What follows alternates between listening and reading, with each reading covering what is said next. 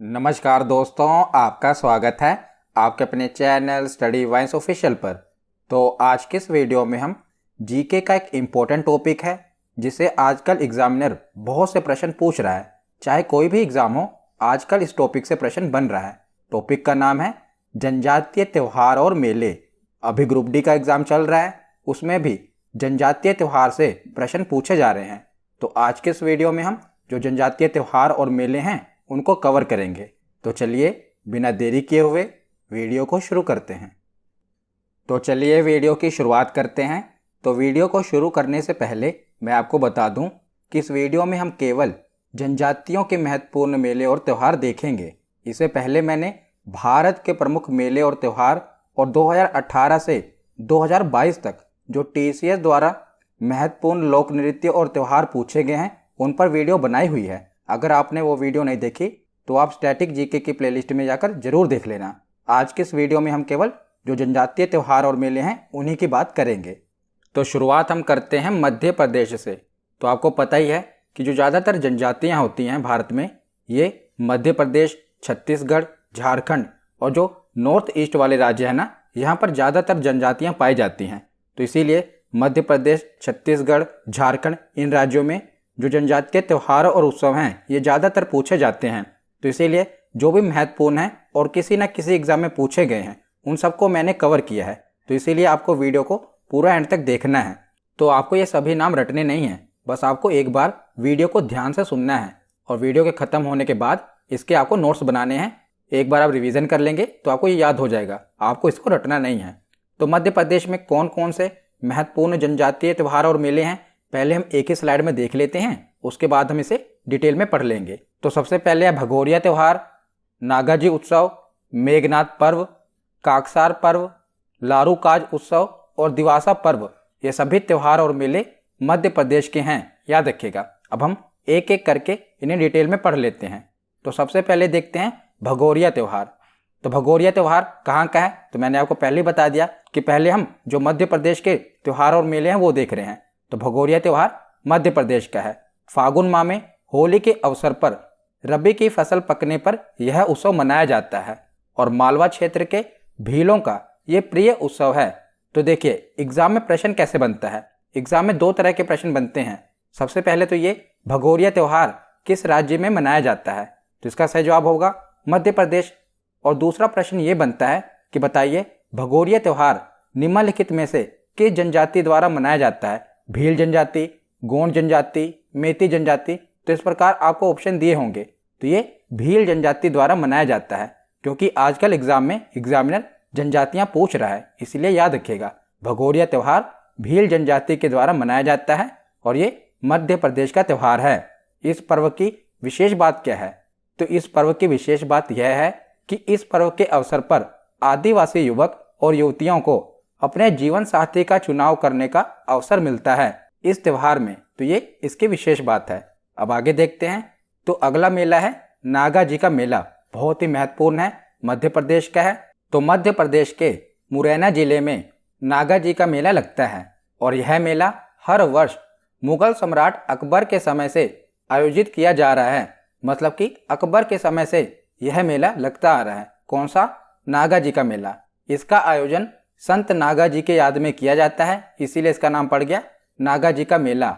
और यह मेला जब पहले लगता था तो पहले ये बंदरों के व्यापार के लिए जाना जाता था, परंतु वर्तमान समय में सभी प्रकार के घरेलू पशु इस मेले में बेचे जाते हैं। जितने भी जैसे कि गाय, भैंस, सभी प्रकार के घरेलू पशु इस मेले में बेचे जाते हैं। कौन सा मेला है? नागा जी का मेला। ये मध्य प्रदेश में लगता है और ये मेला मुगल सम्राट अकबर के समय से लगता आ रहा है। इतनी बातें आपको याद रखनी है। उसके बाद आगे है मेघनाथ का मेला।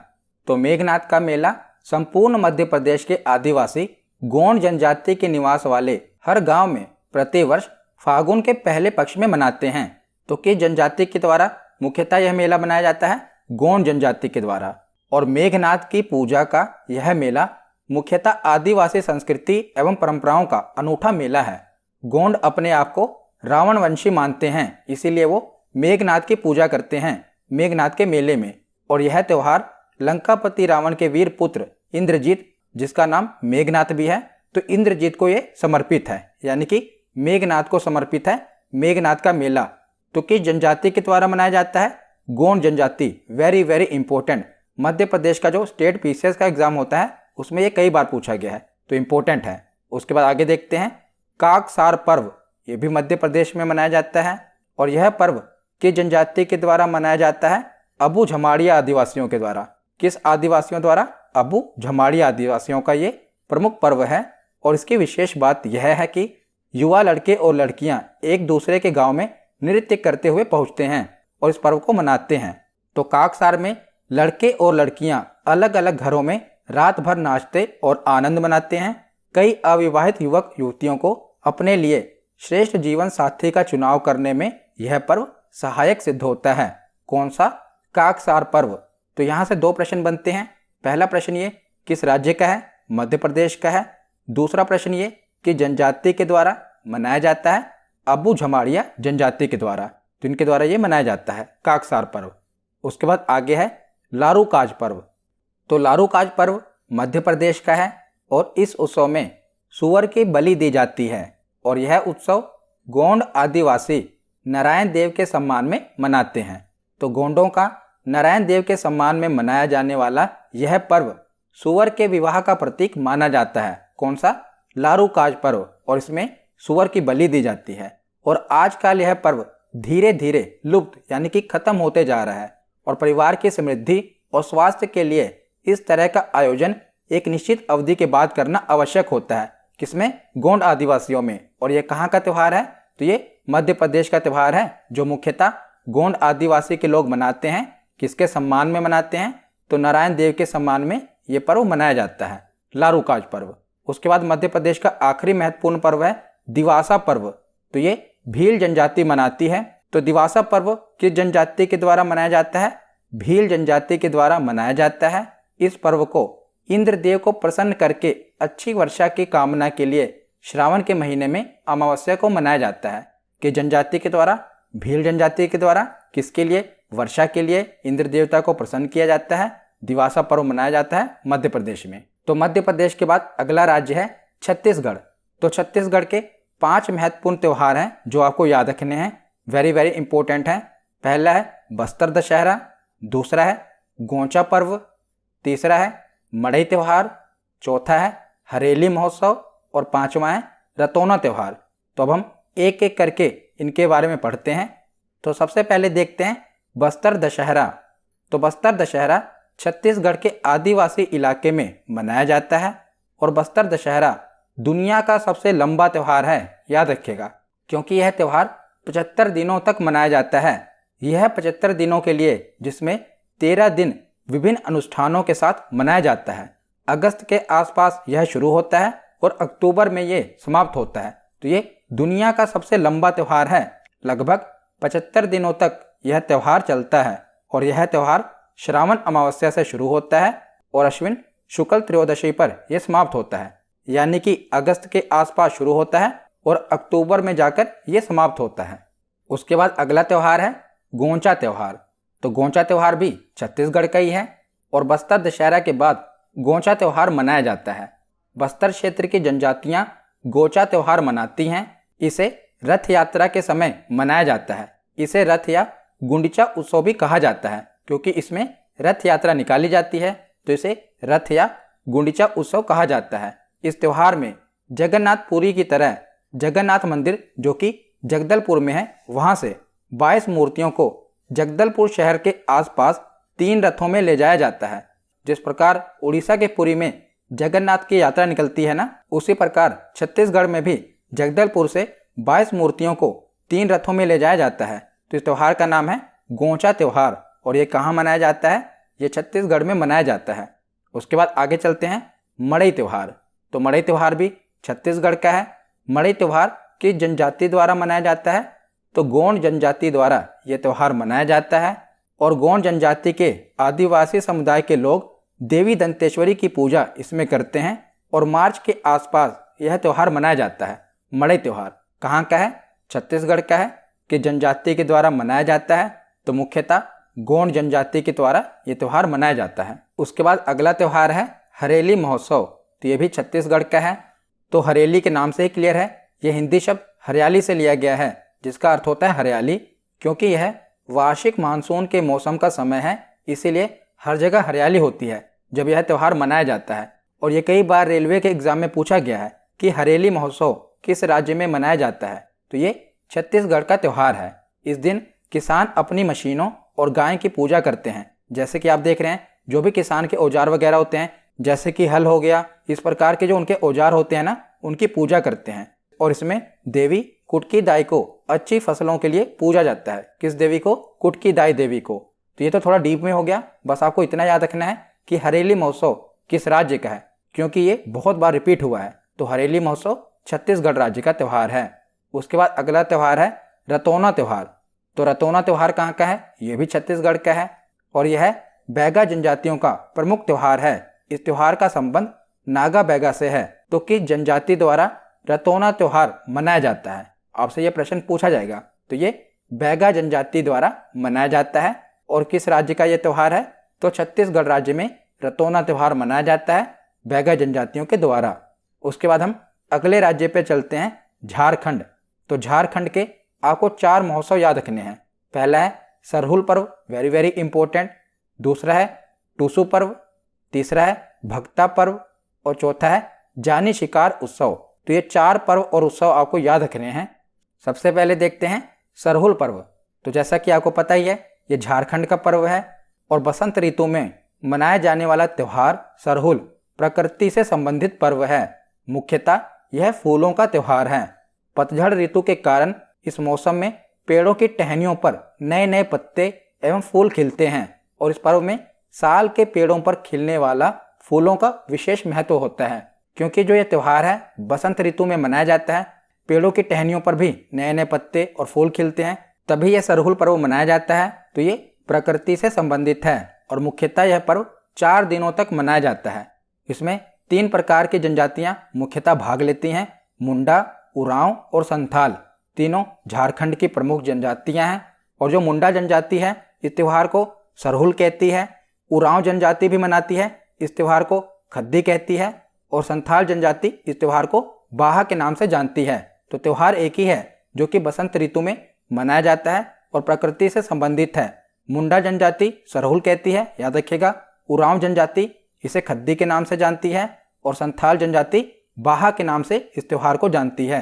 पर मुख्य रूप से आपको याद रखना है कि जो सरहुल पर्व है यह झारखंड का है, याद रखिएगा। उसके बाद आगे चलते हैं टूसू पर्व। तो टूसू पर्व झारखंड के कुड़मी और आदिवासियों का सबसे महत्वपूर्ण पर्व है और मकर संक्रांति के दिन टूसू पर्व मनाया जाता है। टूसू का शाब्दिक अर्थ होता है कुंवारी। तो टूसू पर्व को नारी सम्मान के रूप में मनाया जाता है। लगभग 1 माह तक चलने वाले इस पर्व के दौरान कुंवारी कन्याओं की भूमिका सबसे अधिक होती है। कुंवारी कन्याएं टूसू की मूर्ति बनाती हैं और उनकी सेवा भावना, प्रेम भावना और शालीनता के साथ पूजा करती हैं। कौन सी मूर्ति की? टूसू की मूर्ति की, जो कुंवारी कन्याओं द्वारा बनाई जाती है इनकी मान्यताओं के हिसाब से। तो टूसू पर्व झारखंड में मनाया जाता है मुख्य रूप से कुड़मी आदिवासियों द्वारा। उसके बाद आगे चलते हैं भक्ता पर्व। तो भक्ता पर्व भी झारखंड का है। यह त्यौहार बसंत और गर्मियों की अवधि के बीच में आता है। झारखंड के आदिवासी लोगों के बीच भक्ता पर्व बुद्धा बाबा की पूजा के रूप में मनाया जाता है। कौन से बाबा? बुद्धा बाबा की पूजा के रूप में। तो लोग दिन में उपवास रखते हैं और पुजारी पहान को उठाकर सरना मंदिर, जो कि आदिवासियों का मंदिर है, वहां पर लेकर जाते हैं और पूजा करने के बाद जो भक्त हैं ये व्यायाम कार्यों और मास्क के साथ बहुत गतिशील और जोरदार छाऊ नृत्य में भाग लेते हैं। तो पहले ये पूजा करते हैं और बाद में छाऊ नृत्य करते हैं। तो कौन सा पर्व है? भक्ता पर्व कहाँ का है? झारखंड का है। उसके बाद अगला उत्सव है जानी शिकार उत्सव। तो ये भी झारखंड का उत्सव है और ये हर साल 12 साल में एक बार आयोजित किया जाता है। कौन सा? जानी शिकार उत्सव झारखंड का है। और इसमें क्या होता है? महिलाएं पुरुषों के कपड़े पहनती हैं और जंगल में शिकार के लिए जाती हैं, इसीलिए इसे जानी शिकार उत्सव कहा गया है। जिसमें महिलाएं क्या करती हैं? पुरुषों के कपड़े पहन लेती हैं और जंगल में शिकार के लिए जाती हैं। ये जो जानी शिकार उत्सव है इसकी मान्यता क्या है? तो जानी शिकार कुरुख महिलाओं द्वारा बख्तियार खिलजी, जो कि अलाउद्दीन खिलजी का सेनापति था, उसको भगा देने की याद में मनाया जाता है और हर 12 साल में ये एक बार मनाया जाता है। कौन सा उत्सव? जानी शिकार उत्सव झारखंड का ये उत्सव है। उसके बाद अगले राज्य पे चलते हैं, राजस्थान। तो राजस्थान में आपको दो ही त्यौहार और मेले याद रखने हैं। पहला है गवरी त्यौहार और दूसरा है बेनेश्वर मेला। तो अब इसके बारे में डिटेल में पढ़ते हैं। तो सबसे पहले देखते हैं गवरी त्यौहार। तो गवरी त्यौहार जैसा कि आपको पता है राजस्थान का है और ये भील समुदाय का प्रमुख त्यौहार है जो कि अच्छी फसल के लिए मनाया जाता है। अच्छी फसल की कामना इसमें की जाती है गवरी त्यौहार में और भील समुदाय के द्वारा ये मुख्य रूप से मनाया जाता है। राजस्थान का ये त्यौहार है। दूसरा है बेनेश्वर मेला। तो बेनेश्वर मेला राजस्थान के डूंगरपुर जिले का प्रसिद्ध मेला है जिसमें जिले के आदिवासी बड़ी संख्या में भाग लेते हैं और बेनेश्वर मंदिर के परिसर में लगने वाला यह मेला भगवान शिव को समर्पित होता है। कौन सा? बेनेश्वर मेला। तो गवरी त्यौहार और बेनेश्वर मेला दोनों किस राज्य से संबंधित हैं? राजस्थान राज्य से संबंधित हैं। उसके बाद है असम। तो असम का एक त्यौहार है बिहू। मोस्ट इंपोर्टेंट, हर एक एग्जाम में ये तो पूछा ही जाता है, चाहे किसी ना किसी शिफ्ट में हो और बार बार रिपीट होता है कि बिहू किस राज्य का त्यौहार है। तो ये असम का त्यौहार है और बिहू त्यौहार पर लोग मौसम में बदलाव का जश्न मनाते हैं। तो 3 प्रकार के बिहू त्यौहार हैं और तीनों ही डिटेल में पूछे गए हैं, इसीलिए मैंने कवर किए हैं। तो 3 प्रकार के बिहू हैं जिन्हें विभिन्न समय अवधि के दौरान मनाया जाता है। तो सबसे पहले है भोगली, जिसे माघ बिहू कहा जाता है। तो ये जनवरी में मनाया जाता है और इन तीनों को एनटीपीसी, अभी जो रेलवे का एग्जाम हुआ था ना, वहां पर पूछा गया था।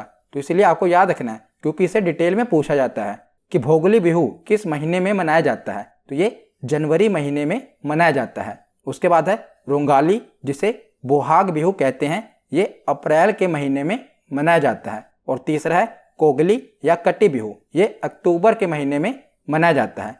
तो भोगली जनवरी में, रोंगाली अप्रैल में और कोगली ये अक्टूबर में मनाया जाता है। और बिहू त्यौहार कहाँ का है? तो ये असम का है। उसके बाद अगला राज्य है नागालैंड। तो नागालैंड में आपको 3 महोत्सव याद रखने हैं।